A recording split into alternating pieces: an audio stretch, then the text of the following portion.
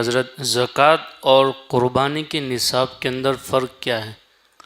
زکوٰۃ اور قربانی کے نصاب میں دو چیزوں کے اعتبار سے فرق پایا جاتا ہے کہ پہلا فرق تو یہ ہوتا ہے کہ زکوٰۃ میں مکمل جب 1 سال تک نصاب کے برابر مال رہے تب جا کر کے اس کی زکوٰۃ کی ادائیگی ضروری ہوتی ہے، جبکہ قربانی کا معاملہ یہ ہوتا ہے کہ قربانی کے جو 3 دن اور 2 راتیں گئے 10، 11، 12 ذوالحجہ اور بیچ کی 2 راتیں، تو یہ جو قربانی کا وقت ہے، اگر قربانی کے وقت میں کسی کے پاس نصاب جو ابھی بتایا گیا اس کے برابر مال آ جاتا ہے، وہ مال زائد گئے قرضہ وغیرہ مائنس کرنے کے بعد نصاب کے برابر مال رہتا ہے، تو ایسے شخص پر اسی سال قربانی کرنا واجب ہو جائے گا۔ تو زکوٰۃ میں مکمل 1 سال تک مال رہتا ہے، پھر قربانی واجب ہے۔ قربانی کے 3 دنوں میں بھی اگر مالک نصاب کوئی ہو جاتا ہے کہ اس پر قربانی لازم ہو جاتی ہے۔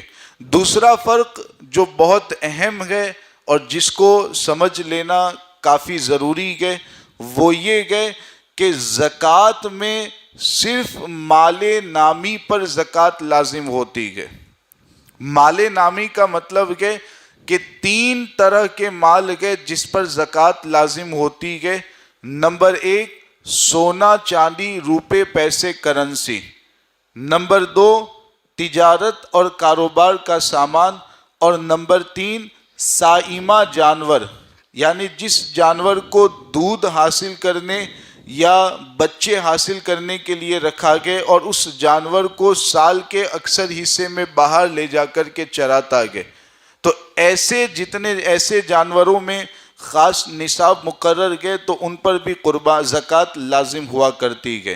تو زکوٰۃ تو یہ صرف 3 طرح کے مالوں پر گئے، جبکہ قربانی کا معاملہ یہ ہے کہ آپ کے پاس جو بھی زائد مال گئے،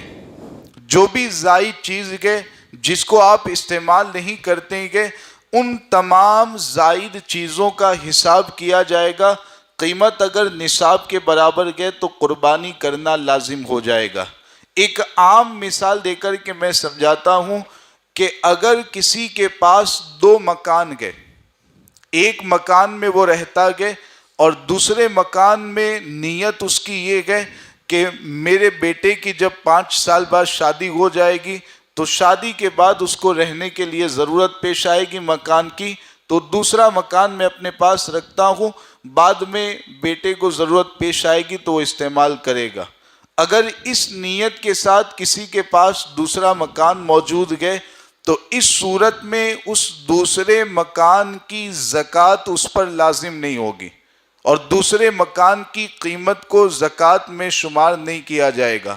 وہیں پر قربانی کا معاملہ یہ ہے کہ اگر 2 مکان گئے، دوسرے مکان میں اسی طریقے سے اس کو زائد ایسے ہی رکھا ہوا گئے، 5 سال بعد اس کا استعمال کیا جائے گا، تو جب تک اس دوسرے مکان کا استعمال نہیں ہوتا ہے اس کی بھی قیمت ملائی جائے گی۔ اگر نصاب کے برابر ہو جاتی ہے تو ایسے شخص پر قربانی کرنا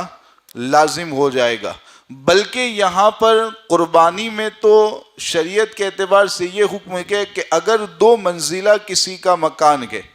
2 مال کا 2 منزلہ مکان کے نیچے والی منزل میں وہ رہتا ہے، اوپر والا مال اور اوپر والی جو منزل ہے وہ ویسے ہی خالی پڑی ہوئی ہے،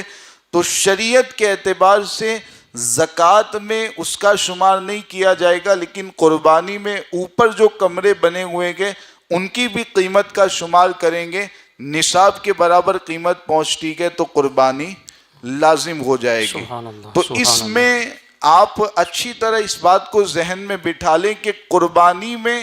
جو بھی زائد چیز ہمارے پاس ہے سب کا شمار کرنا ہے۔ 2 موبائل گئے، ایک زائد گئے استعمال نہیں کرتے، قربانی میں اس کو بھی شمار کریں گے۔ 2 گاڑیاں گئے زائد گئے استعمال نہیں کرتے گے، اس کی بھی قیمت کا شمار کریں گے۔ یہاں تک کہ ہمارے گھروں میں آپ جانتے ہیں کہ شادی کے بعد عورتیں بہت سارے برتن لے کر کے آتی ہیں اور ایسے زائد برتن ہوتے ہیں کہ جو گھروں کی زینت بن کر رہ جاتے ہیں کہ ان کا استعمال نہیں ہوتا ہے. تو ایسے جو برتن ہوتے ہیں ان برتنوں کی قیمت بھی ملائی جائے گی قربانی کے نصاب میں. سبحان اللہ. بہت اہم بات ہے، اس کو سمجھنا ضروری ہے. میں سمجھتا ہوں کہ بہت ساری عورتیں اور بہت سارے مرد ایسے ہوں گے کہ شریعت کے اعتبار سے ان پر قربانی لازم ہوگی، لیکن مسئلہ شریعہ نہ جاننے کی وجہ سے وہ یہی سمجھ رہے ہوں گے کہ ہم پر قربانی لازم نہیں اور وہ قربانی نہیں کرتے ہوں گے. کیونکہ زکوٰۃ کے مقابل میں قربانی کا معاملہ بہت زیادہ وسیع ہے. اس کو اچھی طرح سمجھنا نہایت ہی ضروری ہے.